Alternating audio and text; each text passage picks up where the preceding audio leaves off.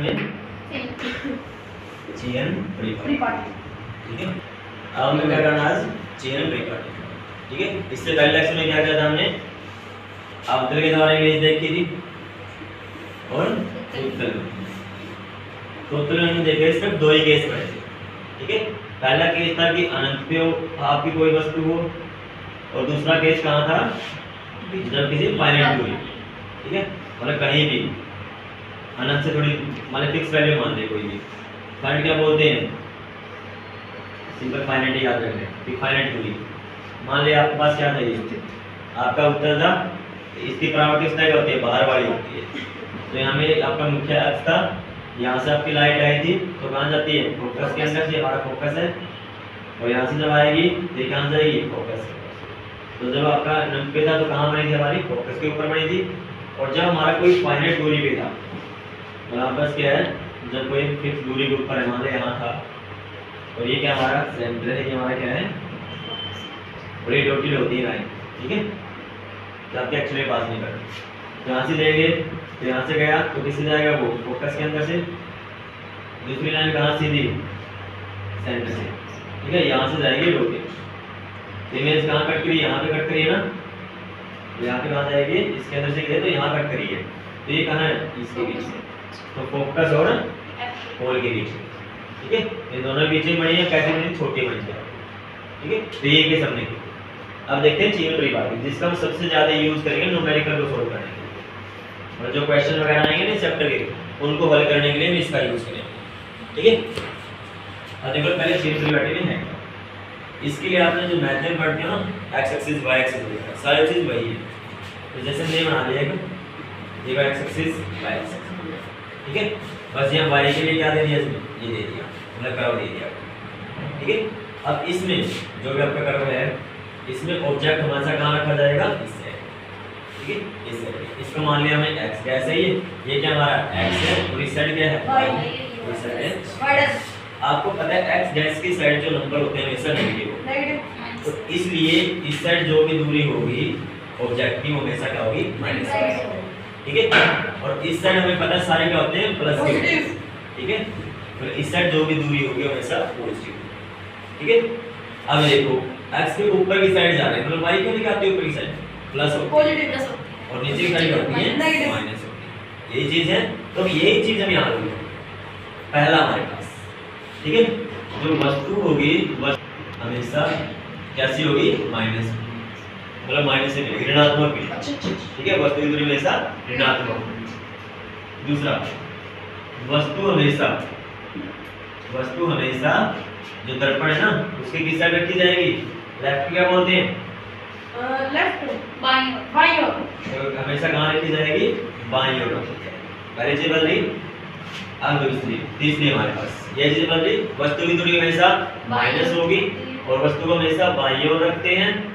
अब यहाँ पे देखो x मुख्य अक्ष से ऊपर, मुख्य अक्ष से ऊपर की तरफ जो दूरी होगी हमेशा प्लस की होगी। ये आपका मुख्य अक्ष है, इससे ऊपर की साइड जाते रहेंगे वो हमेशा क्या रहेगी, पॉजिटिव।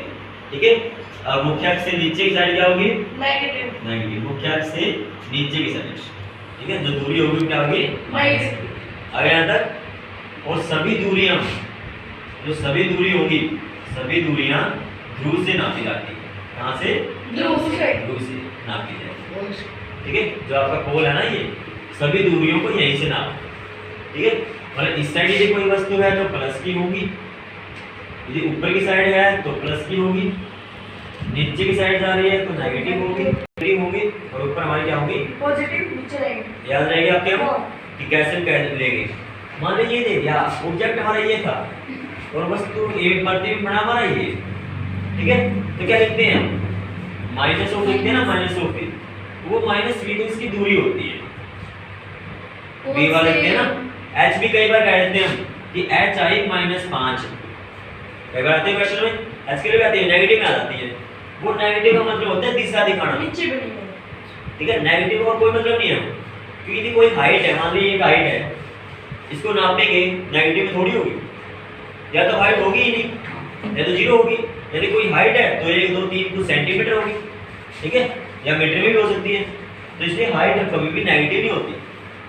ठीक है। तो नेगेटिव क्या बोले इसने, डायरेक्शन, ये मुख्य अक्ष के नीचे की साइड है, मतलब नेगेटिव दिशा में बढ़ रहा है, ठीक है। तो ये जो आपके क्या है, चेयर परिपाटी का, तो याद रहेगा इसके अंदर। अब इसके बेस पे करते हैं हम दर्पण सूत्र। ये 3 नंबर आते हैं। हाँ 3 नंबर में मुझे आती है, ठीक है। अब की बार भी किसी भी सेट में आ सकता है, विद्यालय, ठीक है, किसी भी सेट में आएगा एग्जाम के अंदर। अब देखो हमारा दर्पण सूत्र, ठीक है। दर्पण सूत्र क्या होता है, दर्पण सूत्र क्या है, इसको लिखते हैं हम 1/f is equal to 1/v plus 1/v। अब ये v u और f वगैरह है क्या, ठीक है। तो f को बोलते हैं फोकस दूरी, क्या बोलेंगे इसको, फोकस दूरी, ठीक है। और जो v है ये प्रतिबिंब की दूरी, ठीक है, प्रतिबिंब की दूरी। और u क्या है, वस्तु की दूरी, वस्तु की दूरी या बिंब की दूरी, ठीक है। इसको बिंब भी बोल सकते हैं, ठीक है। ऐसे लिखा था इसको बिंब, ठीक है, बिंब की दूरी में बोल, ठीक है। ये दूरी हम देख लिया हमने कैसे होती थी। मान लिया आपका था यहाँ हमारा कोई वस्तु रखी हुई है यहाँ, तो यहाँ से लेके यहाँ तक की दूरी ये होती है u। मान लिया प्रतिबिंब हमारा यहाँ बढ़ गया, तो यहाँ से लेके यहाँ तक की दूरी होगी v, ठीक है। और फोकस दूरी हमें पता है, यहाँ फोकस होता था, वहाँ तक की दूरी क्या होती है हमारी, फोकस दूरी, ठीक है। ये होता है आपका दर्पण सूत्र। इसी से पता लग जाता है ना कि u हमारा नेगेटिव में, हाँ इससे पता लगता है कैसे आता है सर। उसमें ऐसे देंगे अवतल लेंस है, तो लेंस, हाँ वो लेंस दे देते हैं आपका कौन सा क्या है। देखो हमारा जो अवतल लेंस है या अवतल दर्पण है, खाली दर्पण कर रहे हैं ना अभी, यस सर, अवतल दर्पण है। तो अवतल दर्पण हमने ऐसे देखा था और फोकस वगैरह इस साइड था, यही था, इस साइड था, इस साइड मतलब माइनस। तो इसलिए अवतल दर्पण की जो फोकस दूरी होती है हमेशा माइनस, याद रहेगा ये। तो ऐसा क्या मिलेगी, ऋणात्मक मिलेगी। u भी ऋणात्मक। उसके बाद जो दूरी वगैरह के सारे u वगैरह सारे क्या आने, u तो माइनस क्या आने, मेज वगैरह सारी इस साइड बन थी, तो क्या बनती है वो सारी माइनस की। अवतल दर्पण में सब कुछ ये देखो उत्तल के अंदर, अब ये उत्तल है, इसमें फोकस किस साइड था, इस साइड था, फोकस इस साइड था, इसलिए इसकी फोकस दूरी क्या होती है, प्लस की होती है। लेकिन u हमेशा नेगेटिव, ठीक है, u हमेशा नेगेटिव, क्योंकि आपके पास कोई भी दर्पण है तो उसके हमेशा लेफ्ट साइड में रखी जाएगी वस्तु, ठीक है। तो उसके बाद प्रतिबिंब बनेगा, कहाँ बनेगा, ठीक है। तो इसलिए वैसा क्या रहेगा, u हमेशा नेगेटिव रहेगा। आज जगह इसका अभी मिरर फार्मूला इसको कैसे अप्लाई करते हैं वो देख लो एक बार, इसके बेस पे न्यूमेरिकल करवाएगा, ठीक है। जैसे इसके लिए हम करते हैं, हमारे f की वैल्यू आपको दे रखी है, कितने ले हम, f के लिए 15 आपके पास सेंटीमीटर ले, ठीक है। दूसरी हमने u ले लिया, हमने -5 ही ले, ठीक है, मतलब कुछ भी आ सकती है वैल्यू। और इसके बाद हमने दर्पण आपको दे रखा है, अवतल दर्पण है ये, कौन सा दर्पण है ये, अवतल। और अवतल के लिए हमें पता है फोकस दूरी माइनस की होती है, ठीक है। जब आपको क्वेश्चन दिया मिलेगा ना, तो आप दर्पण दे देंगे, फोकस दूरी सीधी कह देंगे 15 सेंटीमीटर है, ये नहीं कहेंगे माइनस की या प्लस की, वो आप देखो कि प्लस की आएगी या माइनस की। यू हमेशा माइनस होता है, कौन सा, हां यू हमेशा माइनस, दोनों लेंस सर दोनों कंडीशन दर्पण कोई सा भी। अब इसके लिए क्या निकालना है, v हमें निकालना है कि v क्या होता है, ठीक है। तो v के लिए फॉर्मूला रख दो, दर्पण सूत्र क्या है, 1/f रख दो, 1/-15 1/v प्लस में मतलब माइनस हो जाएगा, क्योंकि यहां पे क्या है u माइनस का 5 था, इसलिए मैंने यहां रखा तो क्या बन गया 1/-। अब जो ये आपका माइनस वाला है इसको इस साइड ले आओ, ठीक है, और उसको v को इस साइड, मैं ऊपर करा रहा हूं ये। तो 1/v किसके बराबर आ जाएगा, -1/15 तो यहाँ था, और यहाँ पे क्या होगा, प्लस का 1/, तो हम एलसीएम ले लेते हैं 15। तो दोनों में कौन सा कट रहा है, 15 कट रहा है दोनों में, तो यहाँ पे क्या होगा 15 हमने एलसीएम ले लिया, तो माइनस का 1 प्लस का 3, तो कितना आया 2/15। तो ये 1/v आया है, अभी v नहीं आया, तो हमने क्या निकालना है, v निकालना है। तो इसको उल्टा कर दो, 15/2 कितना बचेगा 7। तो v की वैल्यू क्या है भाई 7.5 प्लस का है माइनस का प्लस का, ठीक है। तो प्लस का है मतलब दर्पण से उस साइड राइट साइड, ठीक है।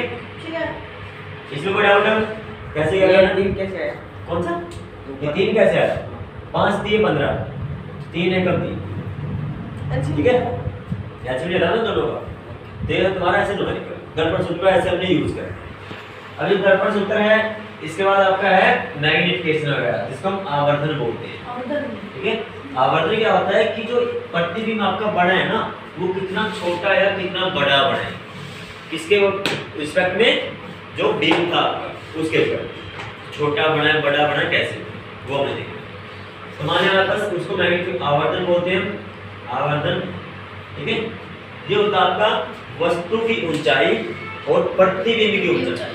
ठीक है, इन दोनों में क्या लेना है, रेशियो लेना है। ऊपर आएगी प्रतिबिंब की ऊंचाई, भाग में वस्तु की ऊंचाई। ऐसा क्यों आया कि ऊपर प्रतिबिंब की? ठीक है, तो मैं आवर्धन देख रहे हैं, किस में देख रहे हैं, जब आपके पास आया बिंब में, बिंब कितना बड़ा बना है, किसके रिस्पेक्ट में देख रहे हैं हम, वस्तु के रिस्पेक्ट। इसलिए जिसको हम देख रहे हैं वो ऊपर, और जिसके रिस्पेक्ट में देख रहे हैं वो हमारा, ठीक है, एच डैश का है। या दूसरा हमारा क्या फॉर्मूला है इसका, माइनस बी बाई यू। ये हमारा किसके लिए, दर्पण के लिए, इसके लिए ये दर्पण। यदि यहीं पे आ रहा था हमारा लेंस, तो लेंस के लिए क्या होता है, ये तो सेम रहता, h और लेकिन ये b बाई यू हो जाता किसके केस में, लेंस के केस। ठीक है, लेंस के केस में आपका ये होता है। ये करेगा आवर्धन वगैरह। अब मान लो आपको आवर्धन वगैरह निकालना है, तो कैसे हम निकाल सकते हैं, मान ली आवर्धन है, इसकी वैल्यू कुछ कर सकते हैं, तो 1 से बड़ी 1 से छोटी 1 वगैरह सब आ सकते हैं। अभी देखो जब आवर्धन की वैल्यू, इसको m से लिखेंगे, ठीक है, यदि m की वैल्यू हमारी 1 आ जाती है, तो यहाँ देखो 1 कब पड़ेगा, जब दोनों बराबर हो, तो मतलब ऊंचाई प्रतिबिंब की भी और बिंब की भी बराबर हो, तो ना जब क्या बनेगी, वस्तु की समान साइज की बनेगी। ठीक है, उसका साइज क्या होगा, समान होगा। पहले क्लियर। दूसरा, यदि m हमारा क्या हो, 1 से छोटा हो, 1 से छोटा, 1 से छोटा, देखो इसका मान कब आएगा, जब ऊपर वाला छोटा होगा और नीचे वाला बड़ा होगा। क्योंकि देखो यहाँ पे 1 से छोटा कब आएगा, मान लो 1/2 है, 0.5 आएगा, 1 से छोटा है, मतलब ऊपर वाला क्या हो, छोटा हो, नीचे वाला क्या हो, बड़ा हो, तभी आ सकता है। तो मतलब ऊपर वाला छोटा, मतलब ऊंचाई प्रतिबिंब क्या मिलेगा, छोटा मिलेगा, तो प्रतिबिंब की ऊंचाई क्या हो, छोटी हो, किससे, ठीक है, मतलब प्रतिबिंब बनेगा वो छोटा बनेगा। यहाँ तक क्लियर।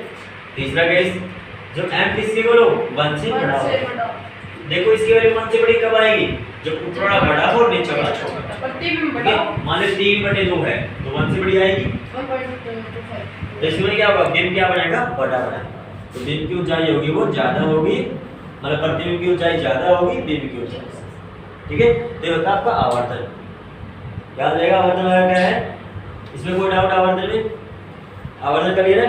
हाँ। उसके बाद आता है अपवर्तन, जो गोले दर्पण वगैरह ना, ठीक है, अब अपवर्तन पे काम करते हैं। एक बात है, सबसे ठीक है, अब देखते हैं अपवर्तन के बारे में। अपवर्तन क्या होता है, ठीक है, अपवर्तन क्या पढ़ा था हमने, कि जब कोई किरण थी, प्रकाश की किरण थी, वो क्या कर रही थी, एक माध्यम से दूसरे माध्यम में आ रही थी, और माध्यम आने से क्या था, उसका जो दिशा थी ना उसकी वो बदल रही थी, बिजली को, मतलब वो अपने रास्ते से क्या हो रही थी, बिजली को, ठीक है, उसके वर्णन अपवर्तन बोलते थे। ये हमारा क्या था, अध्ययन। ठीक है, अब अपवर्तनांक, अपवर्तनांक क्या चीज है, जब ये लाइट आई, एक माध्यम में आई, कुछ गति और थी इसकी, जब ये दूसरे से गई तो इसकी गति बदल गई। ठीक है, वो गति कितनी बदली, उनका अनुपात क्या है, रेशियो, उसको बोलते हैं अपवर्तनांक। ठीक है, क्या बोलेंगे उसको, अपवर्तनांक। ठीक है, तो अपवर्तनांक का मतलब ये क्या होते हैं, प्रकाश की चाल का अनुपात, किस किस में, एक माध्यम से दूसरे माध्यम। ठीक है, सर यहाँ पे क्या होगा, इसमें से लिख सकते हैं, विरल माध्यम से सरल लिख सकते हैं, जरूरी नहीं है, हवा से कांच में, जरूरी नहीं है, विरल से सगल में, सगल से विरल, सगल से विरल में भी हो सकती है। ये सब इसलिए हम क्या यूज करते हैं, एक माध्यम से दूसरे माध्यम। ठीक है, ये क्या होगा, प्रकाश का वेग वायु में, भाग में प्रकाश का वेग कांच में, या जो भी माध्यम में ले, तो ये क्या होगा, उसका अपवर्तनांक होगा। ठीक है, इसका अपवर्तन निकालना ऐसे निकालेंगे, वायु में कितना वेग है और इसके अंदर का। वेग वेलोसिटी, ठीक है, इनकी वेग आपका वेलोसिटी बोलते हैं, वैल्यू रखनी पड़ेगी। हाँ वैल्यू रखनी पड़ेगी। जैसे हवा में वेग हमें पता है 3 × 10⁸ मीटर पर सेकंड, ये आपको। ठीक है, अब आपके पास क्या है, कई बार दिया होता है कि उन्होंने कह दिया 1.33 है, ये अपवर्तनांक होता है पानी का। ठीक है, और 2.42 होता है हीरे का। हीरे का। सर ये इकाई का मतलब हीरा जाता है लाइट हीरे का दो मिलता है। दो क्यों? जो कि आपको हीरे की शेप है ना वो सिंपल स्लैब की तरह नहीं है, ठीक है। स्लैब में क्या सिंपल सा दिख रहे हैं, हाँ। पानी में क्या कोई अरेंजमेंट नहीं, हीरे में क्या है आपस में रिफ्लेक्टिव जो सरफेस है ना वो काफी ज्यादा है। तो क्या है यदि उसके अंदर एक बार लाइट चली गई वो उसके अंदर रिफ्लेक्ट होती रहेगी, भाई कितनी बार जाके होगी वो, ठीक है।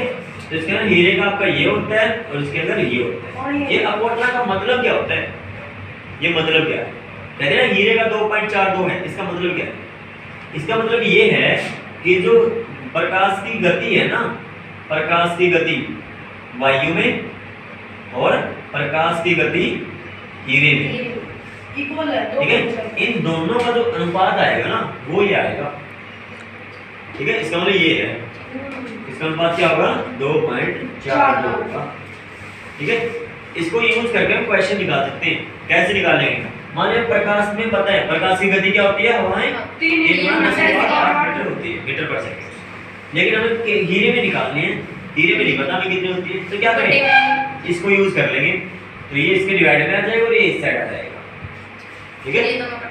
तो यहाँ पे क्या होगा, जो प्रकाश की गति हीरे के अंदर यहाँ आ जाएगी, उस साइड क्या है प्रकाश की गति किसमें, हवा में मतलब वायु में, और नीचे क्या हो जाएगा ये 2.42, इसको सोल्व कर देना तो आपकी गति आ जाएगी हीरे में, ठीक है। तो कई बार आपको क्वेश्चन दिए जाते हैं कि इसका अपवर्तनांक दे रखा है एक माध्यम में, ठीक है, और दूसरे माध्यम में गति दे रखी है उसकी, तो बताओ जो एक जो माध्यम बच गया उसमें गति क्या होगी, तो उसको यहाँ से निकाल लेंगे, ठीक है। तो ये क्या तुम्हारा अपवर्तनांक के बारे में, इसमें कोई डाउट अब सर ऊपर कौन सा रख रहा है, क्या ऊपर कौन सा रख रहा है, सेकंड वाला है बीगल वाला, वो कुछ भी दे सकते वो हैं, तो वो भी चॉइस, ठीक है।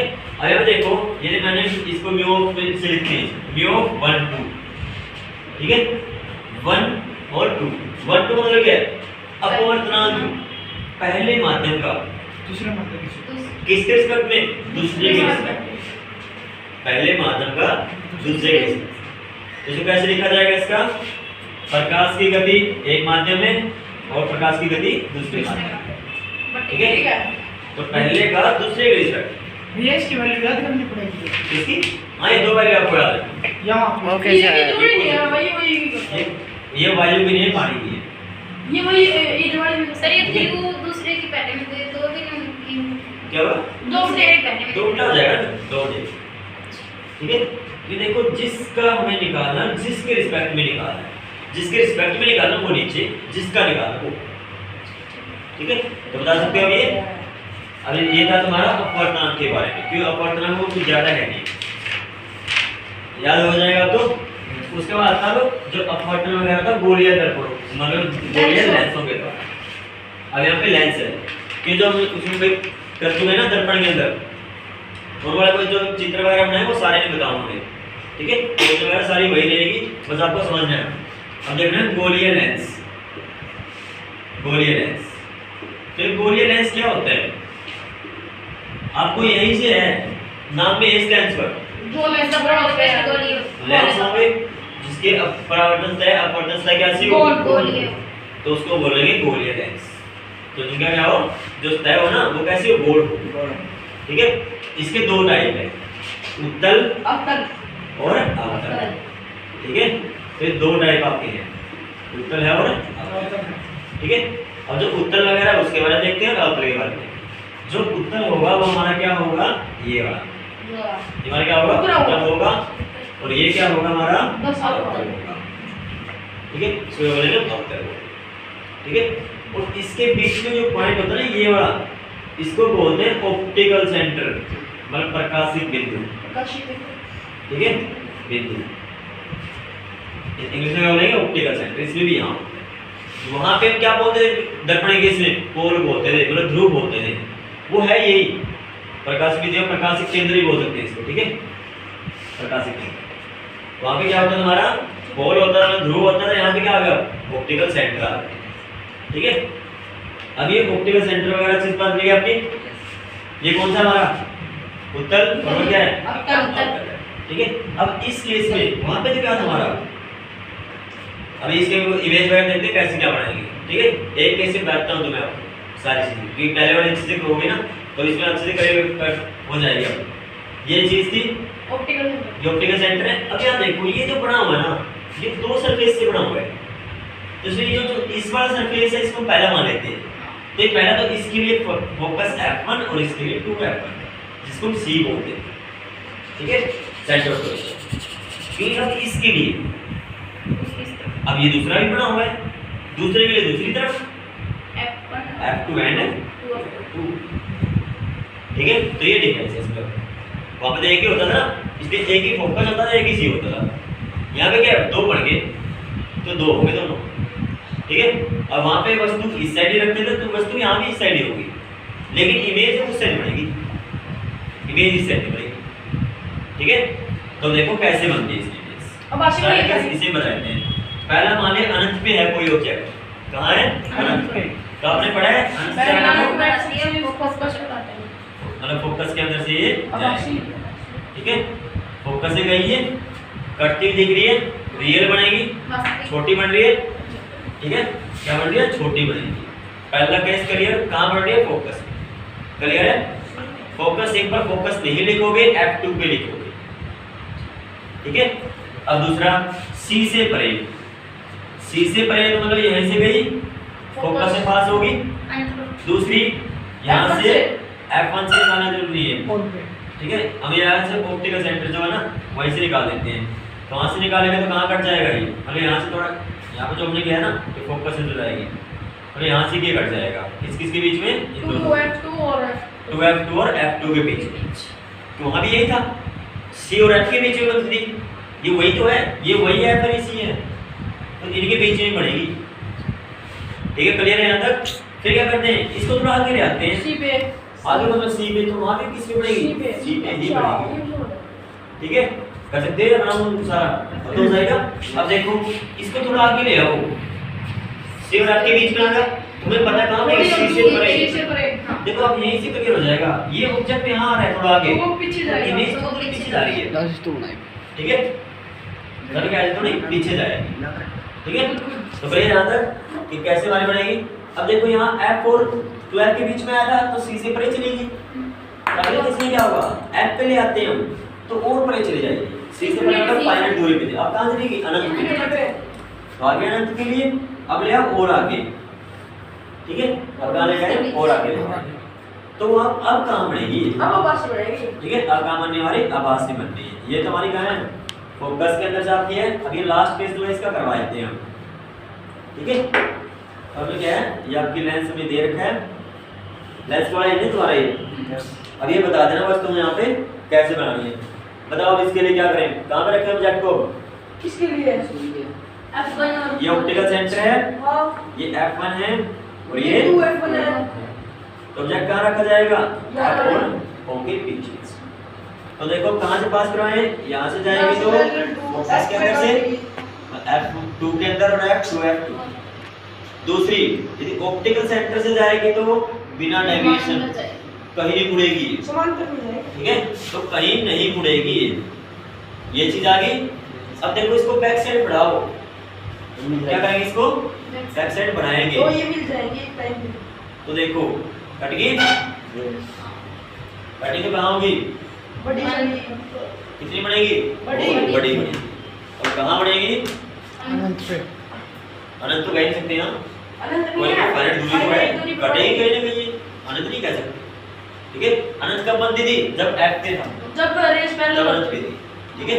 तो फिर ये इसमें पैटर्न क्या नहीं है, तो ना कहीं कहीं कटेगी। तो कैसा बनाइए, आवासी, आवासी बनाया और बड़ा और बड़ा, ठीक है। क्लियर है ये लेंस के द्वारा तो 5 केस। अब जो अब क्या इसके जो प्रतिबिंब बनाए ना, इसके पीछे बनाए, देखो इस लाइट लेंस के ऊपर लाइट पड़ी थी तो वो क्या होती, इकट्ठी हो रही थी, और इसमें डायवर्स होगी, तो एक कन्वर्ट करवाता लाइट को, कन्वर्ट मतलब इकट्ठा। अभी सारी होगा, अभी सारी है, ठीक है। अभी सारी ना इकट्ठा करना, बहुत सी किरणों को इकट्ठा कर लेना, ठीक है। ये इकट्ठा करता है, ठीक है। और दूसरा हमारा अवसर के लिए ये कौन सा आता है, जो फैलाता है लाइट। अब सारी सर ये वही बना जो मतलब जला देता हाँ है, जलाने के लिए वो है, ठीक है। अभी ऑप्टिकल सेंटर से था, अब यहाँ पे क्या है, ऑब्जेक्ट अनंत पे है तो फैलाएगा, आवासी बनेगी, फैलाएगा वो तो, तो यहाँ पे क्या बैक साइड बढ़ाएंगे तो कहाँ जाएगी ये? 2F1 F1 पे F1 से। पर जाएगी। ठीक है, ये F2 था, ये आ गया 2F2 तो कहाँ बढ़ेगी? F1 पे। पॉइंट साइज देखो एक्चुअली में कटी नहीं है ये, तुमने आभासी। डॉट डॉट से कटवाई है, आभासी मतलब आभासी बड़ी है। ठीक है, तो कैसे बड़ी है? आभासी। क्लियर ये? दूसरा केस क्या, कोई ना कोई फाइनाइट दूरी पे होगा, निश्चित दूरी पे, तो दूसरे में कहाँ बढ़ेगा आपको पता है? कहाँ कटेगा? उस साइड अच्छा कट सर जाएगा। ये पीछे भी जाएगा हाँ, जैसे आगे चला गया ना, ये थोड़ी पीछे आ गई, ठीक है तो पीछे आएगा इन दोनों के बीच में, कि जैसे आगे ये जा रहा है तो ये पीछे आएगी। ठीक है, तो क्लियर है चीज? हाँ। कहाँ बढ़ेगी? तो ये था आपका लेंसों के द्वारा प्रतिबिंब कहाँ और कैसे बढ़े। ठीक है, लेंस ऊपर देखो, 1/v - 1/u देखो हमारा लेंस ऊपर। ठीक है, ये क्या होता है? 1/f = 1/v - 1/u। यहाँ पे ध्यान आपने ये देना है कि यहाँ पे v वाला पहले लिखना है, v - v। ठीक है, कहीं u - v लिख दो, तो आपने क्या देखना है? v वाला और t वाला।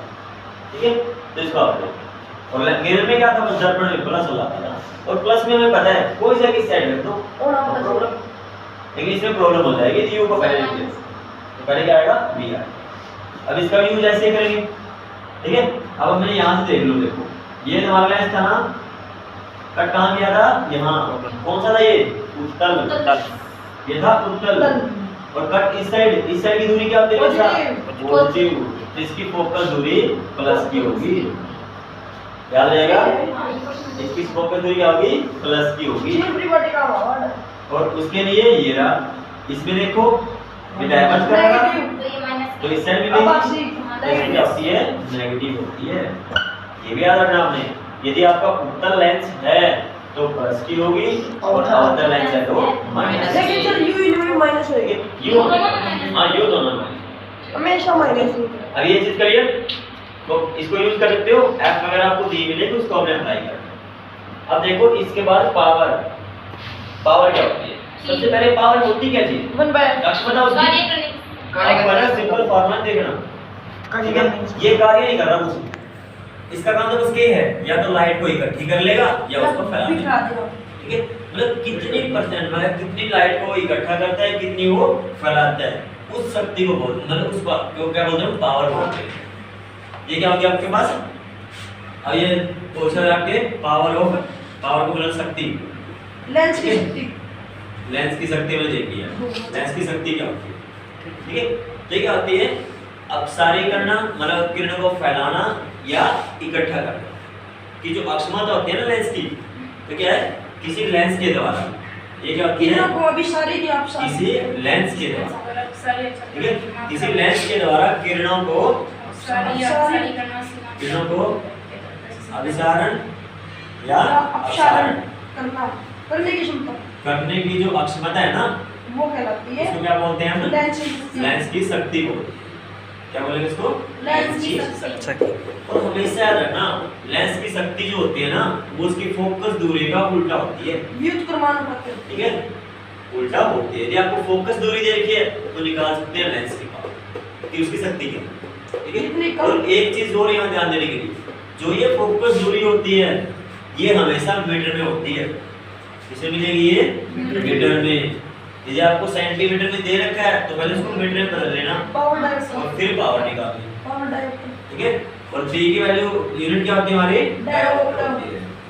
ठीक है, ऐसे लिख दो डायोप्टर। क्या मिलेगी इसकी? डायोप्टर की क्या होती है? यूनिट।